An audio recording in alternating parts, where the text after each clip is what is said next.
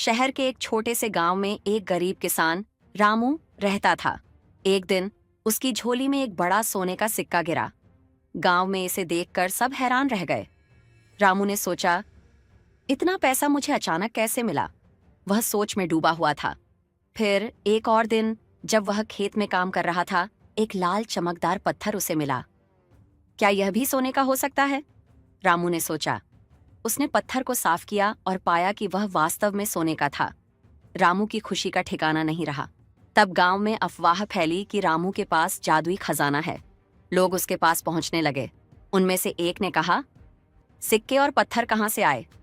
रामू ने कहा, मेरे पास खुदा का करिश्मा है। एक रात एक रहस्यमय अजनबी गांव में आया। उसने रामू से पूछा, तुम्हारे पास खजाना कैसे आया? रामू ने सच्चाई छुपाते हुए कहा, मेरे पास कुछ नहीं है, ये सब संयोग है। मैं सच नहीं जानता। अजनबी ने फिर पूछा, तुम्हारे पास कोई और चीज भी है? इस बार रामू ने झूठ बोला, नहीं, बस यही सब है। अजनबी के चले जाने के बाद रामू ने सोचा, अब मुझे सच बताना चाहिए। लेकिन क्या होगा अगर अजनबी लौटे? अगले दिन अजनबी फिर आया, लेकिन अब वह क्रोधित था। उसने रामू से कहा, तुम्हारी झूठी बातों की वजह से अब तुम्हारे पास जो भी है वह सब खो दोगे। रामू के हाथ पांव फूल गए। उसने सोचा, मुझे सच बताना होगा।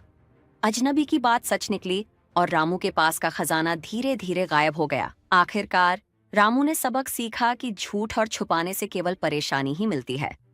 उसने गांव वालों से माफी मांगी और कहा, सच्चाई ही सबसे बड़ा खजाना है।